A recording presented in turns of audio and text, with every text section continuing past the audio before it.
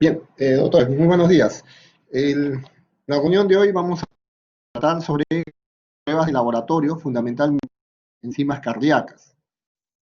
Eh, los centros de urgencia, normalmente cuando ya ustedes estén haciendo su internado, van a estar recepcionando a los pacientes fundamentalmente con dolor torácico. Y una de las ayudas diagnósticas que van a tener justamente lo que llamamos enzimas o marcadores cardíacos. Entonces es necesario que ustedes tengan conocimiento de su utilización, de la interpretación que puedan darle fundamentalmente a esta ayuda diagnóstica, ¿no? Los marcadores cardíacos son puntos claves en la determinación del síndrome coronario agudo. No reemplazan, lógicamente, exclusivamente como criterio los criterios clínicos y electrocardiográficos. Sin embargo, les comento que en los últimos años ha cobrado, digamos, una mayor vigencia el hecho de que inclusive la sola elevación de uno de los marcadores cardíacos, como son las troponinas, ya prácticamente nos da el diagnóstico de infarto, ¿no? Por supuesto, con las otras condiciones, como hemos mencionado, tanto clínicas como electrocardiográficas. Entonces, como les digo, es importante que ustedes tengan conocimiento y sepan interpretar los marcadores cardíacos. Vamos a definirlos, ¿no? Las enzimas cardíacas son marcadores de lesiones que ocurren en las fibras del miocardio. Son estructuras proteicas que se encuentran dentro de las células musculares del corazón, ¿no? La célula muscular, denominada también cardiocito. Fundamentalmente, estos marcadores van a aparecer en las situaciones donde el corazón está sufriendo una agresión, un daño. Por ejemplo, fundamentalmente en el estudio del infarto agudo de miocardio, donde, como sabemos, los cardiocitos mueren por falta de oxígeno, entran en un proceso isquémico y las van a aumentar en sangre, ¿no? ¿Por qué se da este proceso, no? Cuando mueren los cardiocitos o los miocitos, lo que sucede es que se altera la membrana, la integridad de la membrana. Estas moléculas son moléculas intracelulares, salen hacia el espacio intersticial cardíaco y finalmente salen hacia la microvasculatura en la región que está afectada, en la región del infarto que está afectada o dañada. Ahora, la velocidad con que aparecen estas moléculas, estos marcadores en la circulación periférica va a depender de algunos factores, ¿no? Fundamentalmente, la localización intracelular, el peso molecular que tenga esta estructura, el flujo sanguíneo y la velocidad de eliminación en la sangre, ¿no? Esos son los factores que van a determinar, digamos, estos marcadores cardíacos. Fundamentalmente van a depender de dónde estén localizados, el peso, el flujo sanguíneo que exista en la zona, ¿no? Y la velocidad de eliminación en la sangre. De ahí, debemos decir que la liberación de estas enzimas en sangre generalmente es rápida en caso de lesiones miocárdicas, ¿no? Y está relacionado, digamos, está en proporción al tamaño que sufra, al tamaño de la lesión, al tamaño del daño que sufre el músculo cardíaco. Cuanto más extenso, digamos, es la lesión, digamos, mayor es la eliminación de estos marcadores.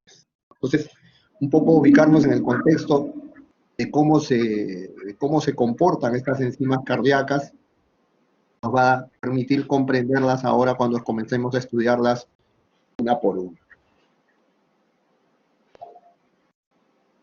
Sí, Rocío, sí, adelante. Buenos días, Juanito, ¿cómo estás? Discúlpame, no sé si me puedes permitir 2 minutos. Sí, adelante. Para dar unos alcances a los jóvenes. Sí.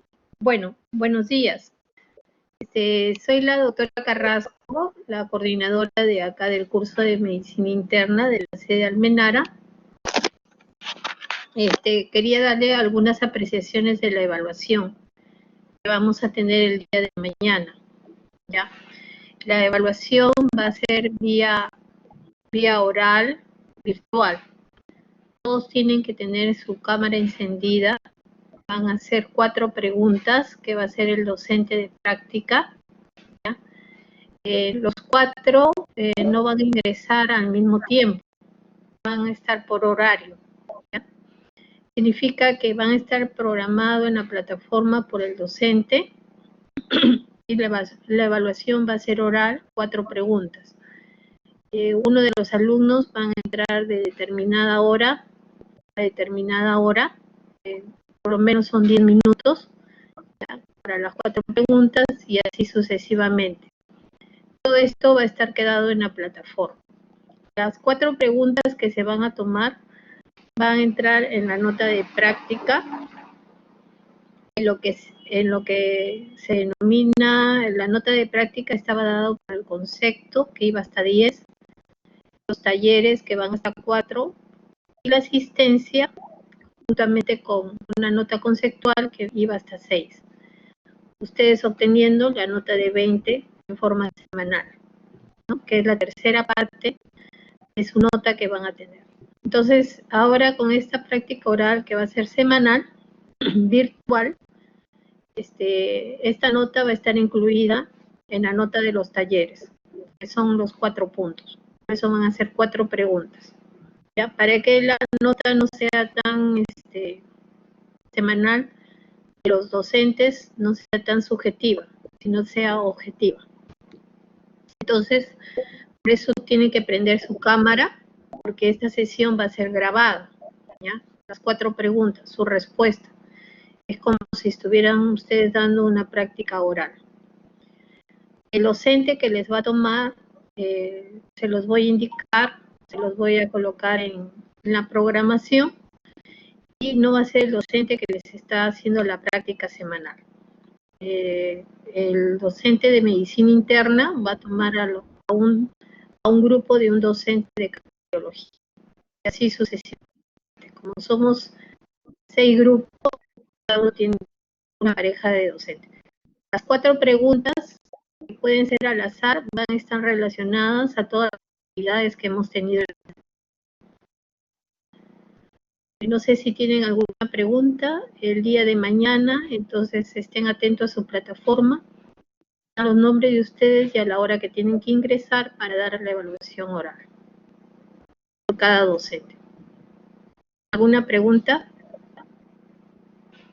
Sí, doctor Cruz. ¿Alguna pregunta, por favor?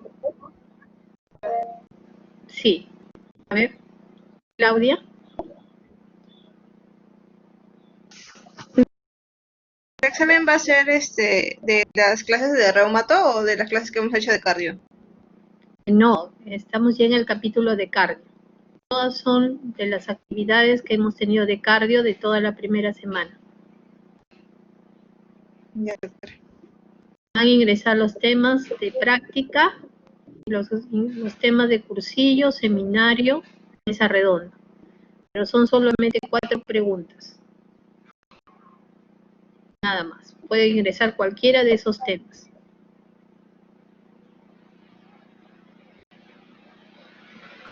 ¿Alguna pregunta más? Muy bien, entonces estén atentos a su plataforma. Ahí les van a indicar a la hora que ustedes van a ingresar, y ingresan a esa hora con el docente que les toque y dan su evaluación vía virtual. Si no hubiera otra pregunta, te doy gracias, Juan. En la noche tenemos reunión de coordinación. ¿Ya? Gracias. Gracias, Luego, Chino. yo me retiro. Bien. Entonces, continuamos. Vamos a ir viendo las principales enzimas o marcadores cardíacos, ¿no? Como les venía mencionando, estas son importantes como ayuda diagnóstica en el diagnóstico del síndrome cardioagudo, ¿no? O del infarto agudo de miocardio. Fundamentalmente, como dijimos, van a estar influenciados por una serie de características, ¿no? El peso de la molécula, el flujo sanguíneo de la zona, la extensión de la lesión. Cuanto más extensa la lesión, es una mayor velocidad de liberación de estos marcadores. Entonces vamos a comenzar primero por la mioglobina. La mioglobina es una proteína hemo de bajo molecular y es liberada por las células miocárdicas a las pocas horas del comienzo del infarto. Es una de las enzimas más precoces en su liberación. Tiene un peso molecular de 17.800 daltons, ¿no? Es un peso relativamente, digamos, pequeño comparado, por ejemplo, con la creatinquinasa, que pesa 86.000, o con la troponina I, ¿no? Que pesa 23.500. Fundamentalmente, esta mioglobina fija el oxígeno del músculo estriado, tanto del músculo cardíaco como del músculo esquelético. Es incapaz de ceder oxígeno, excepto en situaciones de tensión de oxígeno extremadamente bajas. La función fisiológica más probable actualmente en discusión consiste en facilitar la difusión de oxígeno en las células.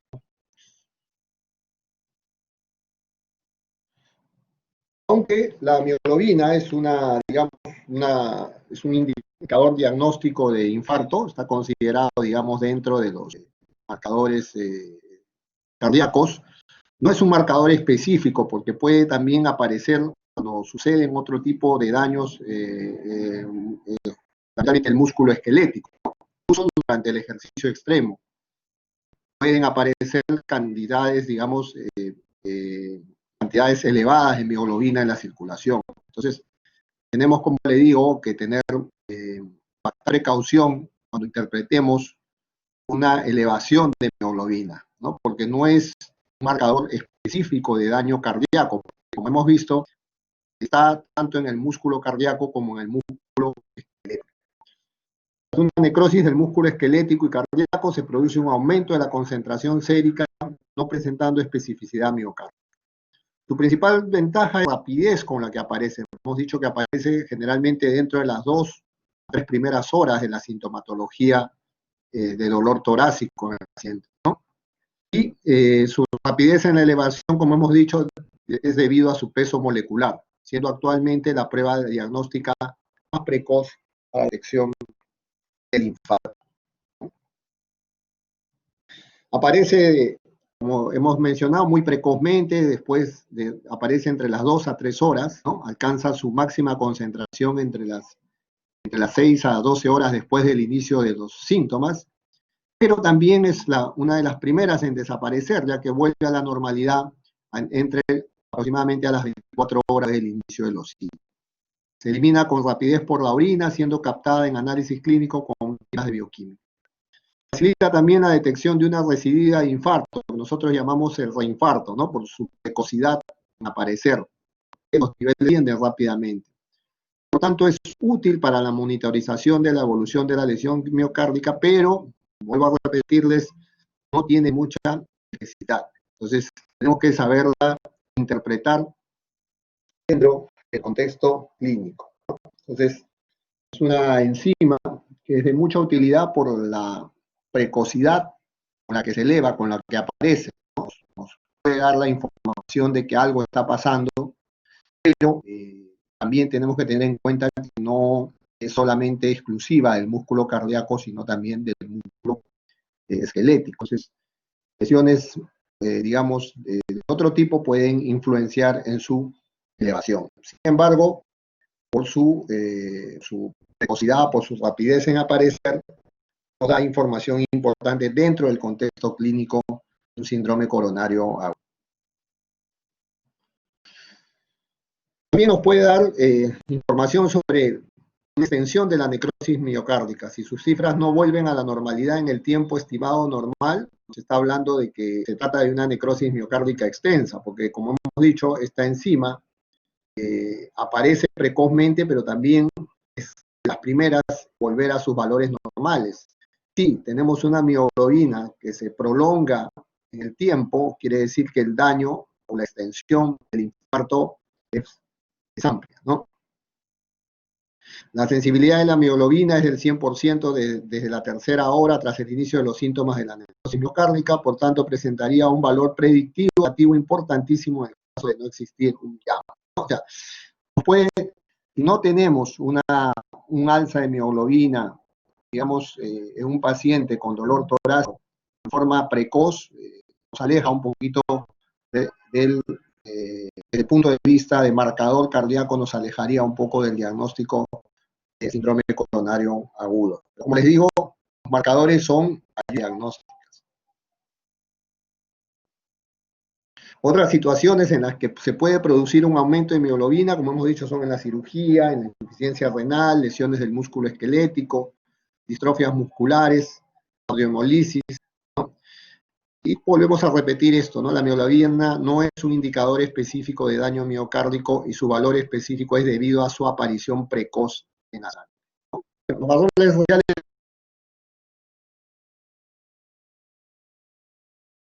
dependen del laboratorio de institución en la que ustedes trabajen tengan, ¿no? Generalmente son entre 85 a 90 nanogramos por litro.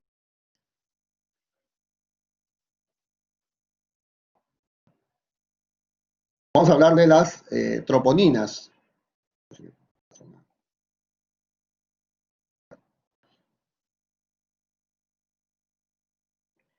Las troponinas son un complejo proteínico regulador de la función contráctil del músculo estriado. Va a tener tres componentes. Tenemos la troponina C, que fija el calcio, la troponina B, que liga el complejo troponina a la tropomiosina, y la troponina I es la subunidad inhibidora del complejo de la troponina tropomiosina. Son troponinas, son un conjunto de enzimas, como le digo, que está muy relacionado al músculo cardíaco. Este complejo de troponinas, como hemos dicho, consiste en tres subunidades y las que tienen más utilidad son las troponinas, la troponina I y la troponina T. ¿No? Están presentes en el músculo esquelético y cardíaco y las que vamos a estudiar con más detenimiento fundamentalmente es la troponina I. Bueno, cada una de estas tres subunidades de troponina existen en diferentes isoformas que son específicas del tipo muscular que vamos a ir estudiando. La troponina I existe en tres formas moleculares distintas o llamadas también isoformas que son codificados por tres genes distintos y corresponden a isotipos específicos encontrados en fibras de músculo rápida, fibras de músculo lenta y en el corazón, ¿no? Es expresada tanto en la aurícula y en el ventrículo del corazón, contribuyendo todo ello a que este sea un marcador de laboratorio cardioespecífico. La troponina I sí tiene una gran especificidad. Esta isoforma cardíaca se presenta precozmente en la sangre, ¿no? 3-4 horas después de una lesión miocárdica menor o en el contexto de un infarto agudo de miocardio. Lo más importante de la troponina es que persiste hasta una semana, ¿no? Entonces, de ahí que se ha demostrado su eficiencia para considerar el daño miocárdico, particularmente en presencia de daño concomitante del músculo esquelético, ¿no? Debido a su cardioespecificidad, es muy útil, por ejemplo, en el diagnóstico de daño cardíaco en deportistas tras realizar un esfuerzo físico, ¿no? En aquellos pacientes que pueden presentar algunas complicaciones. Hasta ahora, concentraciones elevadas de troponina I se han encontrado solamente después del daño miocárdico, incluyendo el que se produce en la miocarditis. Por tanto, la troponina I es absolutamente cardioespecífica, de ahí que su valor sea, digamos, muy importante. La troponina I sí nos da una información específica de daño miocárdico, ¿no? Lo que no sucedía con la mioglobina, que, digamos, una especificidad baja para lo que era la lesión miocárdica, pero sí nos daba la mioglobina la posibilidad de ser una enzima de elevación precoz, ayudarnos, digamos, en esas primeras horas de sintomatología del paciente, ¿no? La troponina I, su curva, digamos, demora un poco más en aparecer, pero como hemos visto, permanece mucho más tiempo y es mucho más específico. La troponina I pues ha sido considerada como uno de los principales descubrimientos para los diagnósticos de hipertensión, perdón, de síndrome coronario agudo, ¿no?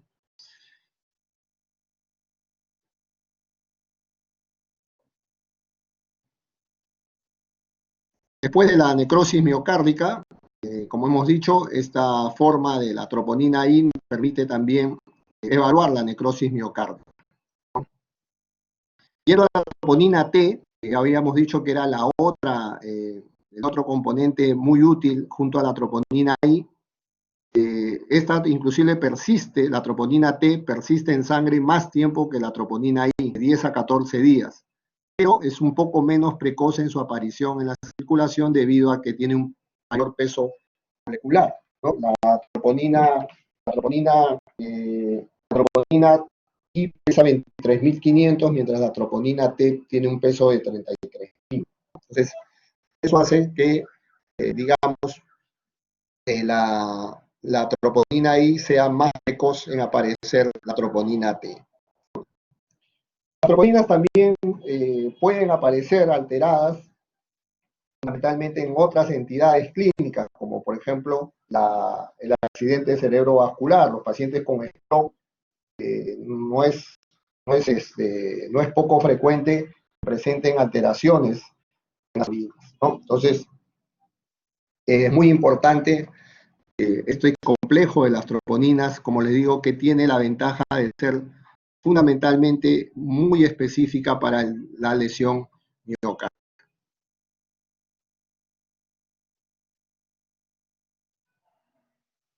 Por tanto, la troponina T, si bien es cierto, es menos cardioespecífica que la troponina I, pero indudablemente tiene una gran validez para la demostración del daño miocárdico mayor o menor. Por eso es que usamos más sedosa o más se utiliza la troponina I que la troponina T.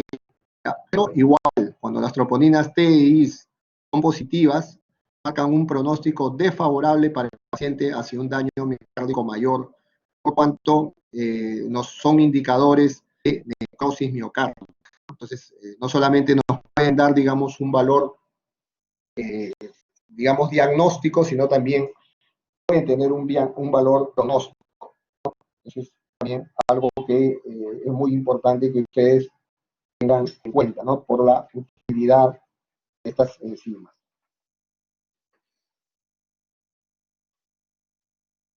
Hay otras enzimas que son, digamos, ya de un uso un poco menor, ¿no? Vamos a ver por su especificidad. Tenemos la creatinquinasa, que fundamentalmente es una enzima que cataliza la fosforilación reversible de la creatina por el adenosín trifosfato, por el ATP. Esta creatinquinasa se encuentra en mayor actividad en el músculo esquelético, también lo encontramos en otros órganos, cerebro, próstata, en las diferentes isoformas de la enzima. En el tejido cardíaco fundamentalmente la creatinquinasa se encuentra en una isoforma MB, es la que la podemos encontrar fundamentalmente en el músculo cardíaco. Otros tejidos también tenemos la creatinquinasa, como el riñón, el diafragma, en fin, pero fundamentalmente la forma en la parte cardíaca es CKMB.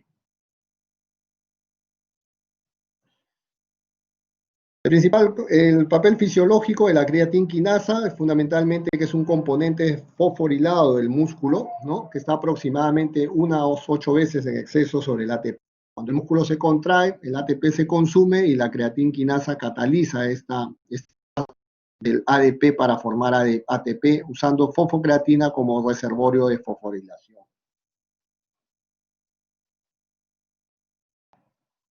La creatinquinasa se encuentra elevada en las enfermedades del corazón, puede estar no solamente en el infarto, sino en la miocarditis severa, ¿no? En el infarto posee un valor diagnóstico, como hemos dicho, fundamentalmente en la fracción MB, ¿no?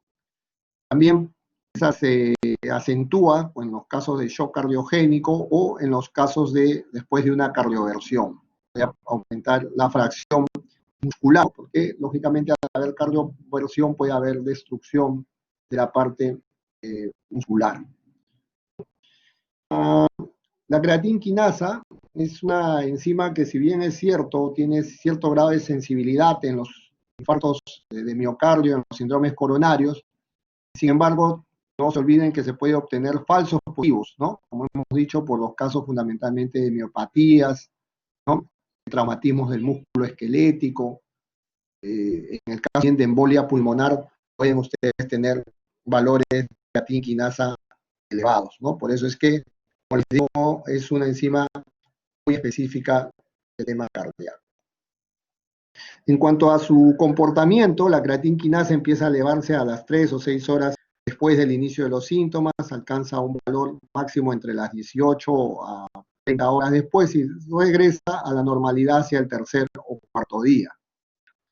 Los valores normales son menores en la mujer que en el hombre y va disminuyendo estos valores conforme pasa la edad. La idea es que ustedes vayan dándose cuenta, conforme vamos describiendo, cómo se van comportando las enzimas. Hemos dicho que la mioglobina, por ejemplo, es la que se eleva más precozmente, pero es también la primera en desaparecer, ¿no? Las troponinas tienen una elevación un poco más tardía, pero permanecen mucho más tiempo. Hemos dicho que la troponina puede permanecer hasta una semana después del evento coronario. Y la creatinquinasa, que la que nos interesa es la forma AMB, que es la del músculo cardíaco, fundamentalmente tiene un inicio no tan precoz, ¿no? Es un inicio más, un poco más tardío que la mioglobina, pero tiene también un tiempo de desaparición mayor que el de la mioglobina, pero menor que el de las troponinas. Entonces, fundamentalmente para que tengan conocimiento de esto, ¿no? Ya hemos explicado un poco las isoformas, ¿no? de las enzimas cardíacas, ¿no? Su presencia. Hemos dicho, la CPK-MB aumenta tras el inicio de los síntomas, alcanzando un máximo entre las 12 y 24 horas.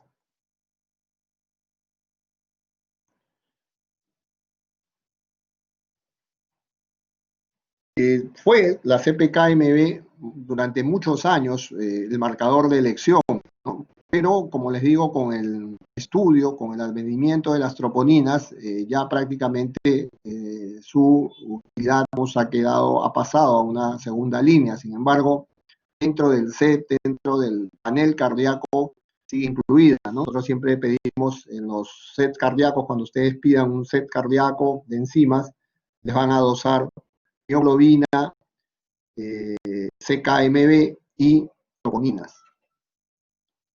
Esas son las enzimas que finalmente, digamos, van a ustedes manejar en el contexto como ayuda diagnóstica, ¿no? Ante una elevación del nivel de CKMB, si el diagnóstico de isquemia miocárdica no está claro, es necesario considerar otras patologías que puedan explicar este aumento de la CKMB, ¿no? Habíamos mencionado trastornos del músculo esquelético, enfermedades degenerativas, casos de cirugía cardíaca, miocarditis, ¿no? Ya hemos conversado un poco al respecto. En lugar de esto también es importante. A veces no debemos confiarnos en una sola muestra o un solo dosaje de nuestros marcadores cardíacos. Es necesario que estemos haciendo mediciones seriadas, ¿no? Es necesario eso. Hagamos mediciones seriadas. Y por tanto tengamos una correcta interpretación. Por eso es que es necesario que ustedes conozcan cuál es la enzima que se eleva más precozmente, cuál es la que se eleva un poco más lentamente y finalmente cuál es la que aparece más tardíamente pero que dura más, ¿no? Entonces, en la secuencia tenemos mioglobina, CK, creatinquinasa, ¿no? La segunda, digamos, que se eleva, y las troponinas, que son más lentas en elevarse. Y así como la mioglobina se eleva inicialmente más precozmente, también es la primera en desaparecer, ¿no? Y la creatinquinasa permanece un poco de tiempo y ya la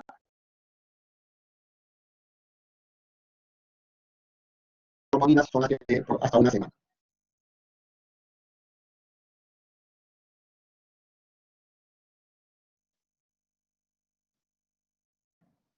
Hay otras maneras también, esto es también que es un dato importante, que hay una relación entre la CPK, entre la creatina fosfoginasa MB2 y la otra isoforma. Hay una relación ahí en donde generalmente de las isoformas, ¿no? La CKMB1 la encontramos en el plasma, la otra es otra subforma, digamos.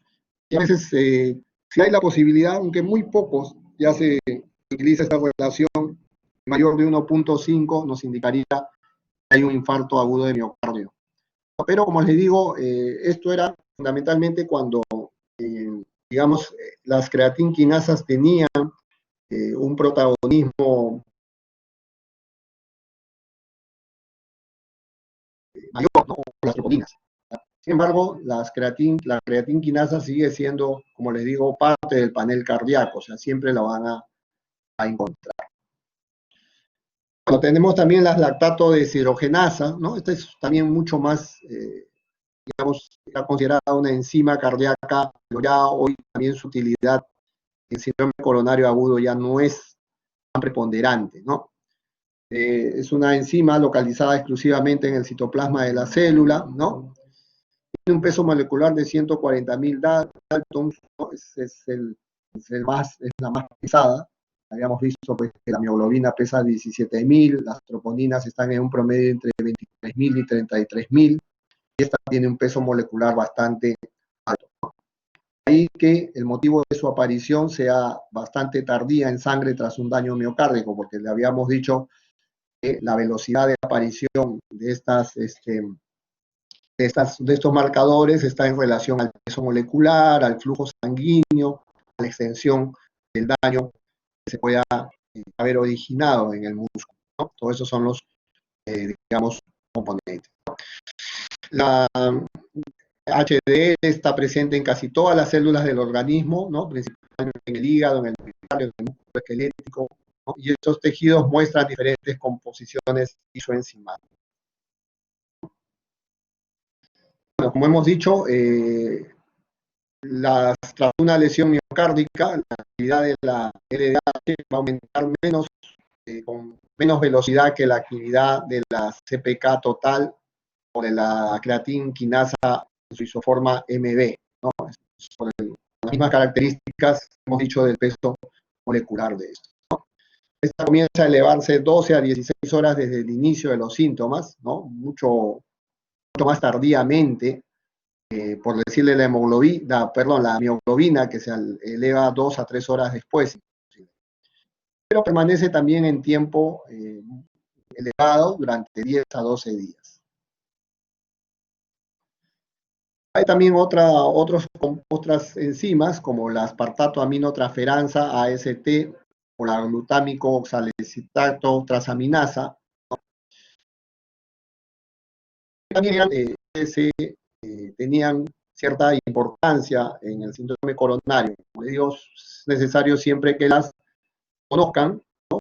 Una referencia, aunque ya no tienen, digamos, preponderancia en el diagnóstico de síndrome coronario, ¿no? Vuelvo a insistir en esto, que más preponderancia tiene la troponina I, fundamentalmente, y también la CPK-MB2, la CPK-MB, la mioglobina, que son las que vienen en los sets o paneles cardíacos.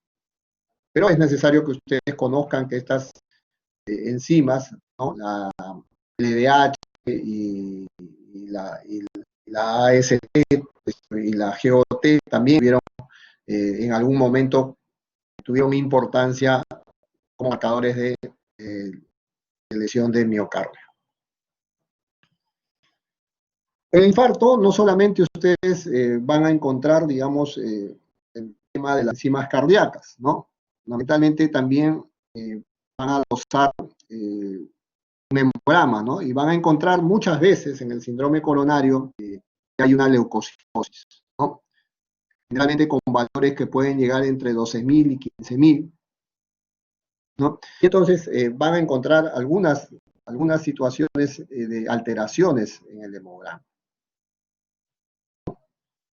Fundamentalmente, esto se hace evidente en el porcentaje de polimorfonucleares, ¿no? Y su relación es directa en cuanto en relación a las lesiones estructurales más severas en las arterias epicárdicas responsables del infarto.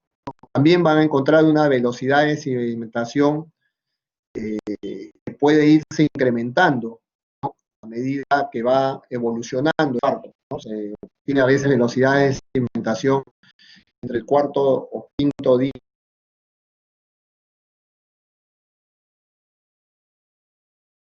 Es necesario que ustedes no se sorprendan porque, digamos, esto puede ocurrir, ¿no?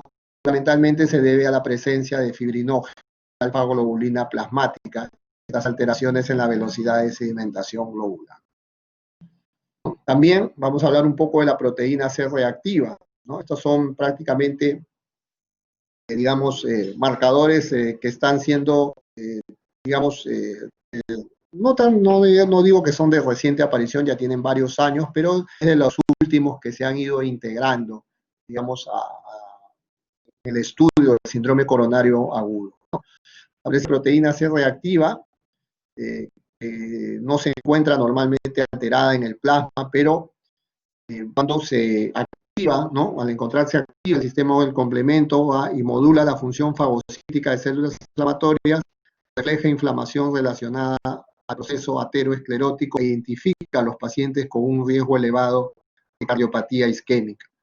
Además de asociarse, cuando ya se hace un estudio de cateterismo cardíaco, el cateterismo cardíaco nos permite determinar el grado de obstrucción de las arterias coronarias, y muchas veces se ha encontrado que niveles de proteína C reactiva elevados tienen correlación con la presencia de lesiones coronarias severas, ¿no? Entonces, en algunos estudios se ha comprobado eso, ¿no? Pacientes con alteraciones de la proteína C reactiva que tienen, digamos, se reproduce ese hallazgo con lesión en las arterias coronarias, ¿no? Y eso es fundamentalmente porque el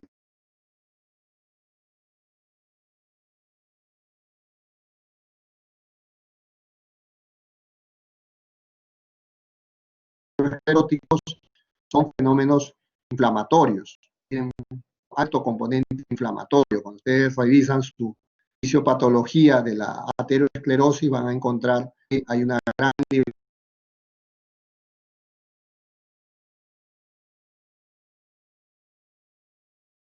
El otro marcador de los que están integrados ahora último es el péptido natriurético plasmático de tipo B, ¿no? O BNP. Lo deben haber ya mencionado en clases de insuficiencia cardíaca, ¿no? Este péptido natriurético B se libera cuando hay sobrecarga, presión o de volumen en los ventrículos, fundamentalmente, ¿no? No permite hacer un diagnóstico diferencial de la disnea, ¿no? A veces tenemos dudas respecto a si se trata de una disnea de origen respiratorio o una disnea, o la disnea es de origen cardíaco, ¿no? Y ese marcador nos orienta mucho en nuestra duda diagnóstica, nos permite, digamos, tener una mejor dirección, ¿no? Entonces, dentro de lo que es los estudios en cardiología, el péptido natriurético B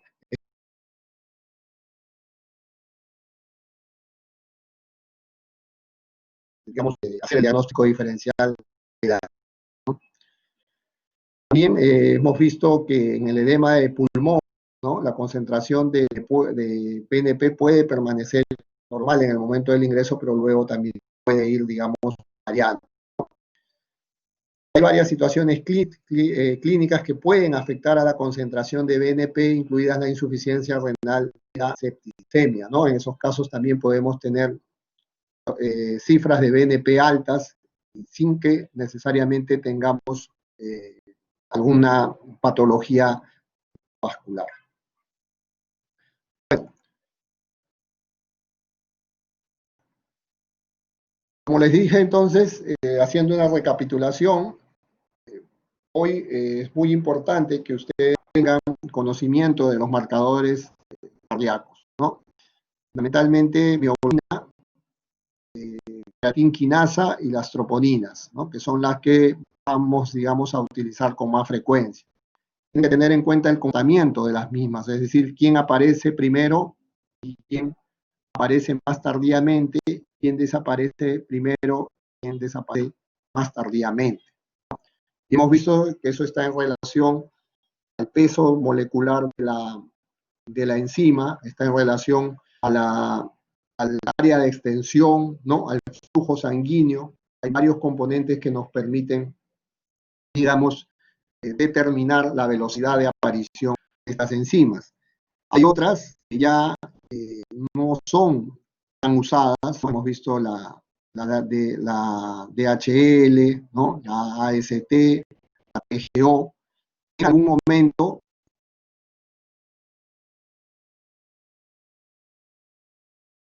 es un papel importante. Y hay otro grupo, digamos, de más reciente también que están acompañando, que son la proteína C reactiva, la velocidad de sedimentación, la BCG y el BNP, ¿no? Que no son tan específicos, digamos, pero que ustedes en cardiología los van a ver, los van a ver, los van a encontrar en ciertas patologías cardiológicas, ¿no?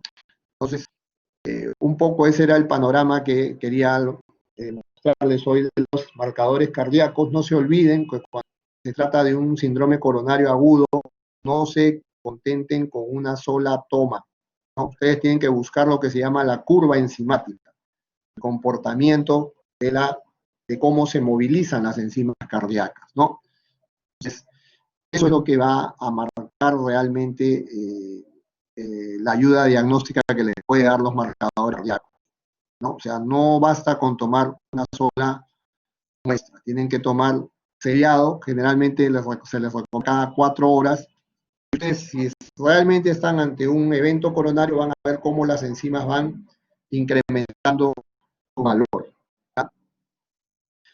Pero tengan en cuenta que las enzimas cardíacas por sí solas hacen diagnóstico, porque han visto de que muchas de ellas no son específicas, o sea, del músculo cardíaco. Pueden aparecer alteradas en otras patologías. Por ejemplo, las troponinas pueden aparecer pues elevadas en una disección aórtica, en un tromboembolismo, después de una cardioversión, en quemados, en quemaduras extensas, ¿no? Entonces, hay toda una serie en la insuficiencia renal, sobre todo, ¿no? Las troponinas se encuentran elevadas. Entonces, no siempre toda elevación enzimática ustedes deben considerarla como un síndrome coronario agudo, no. Tienen que evaluarlas dentro de todo el contexto clínico y, lógicamente, de su también ayuda con el electrocardiograma. Entonces, un poco era, quería mencionarles hoy. No sé si tienen alguna pregunta.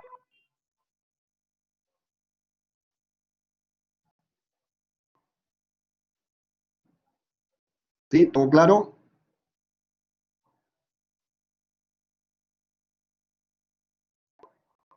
¿Hay preguntas?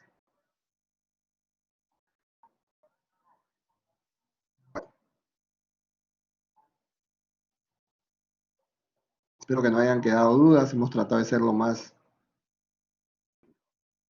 concisos y claros posible. Sí, bien. Bien, doctora Carol, gracias.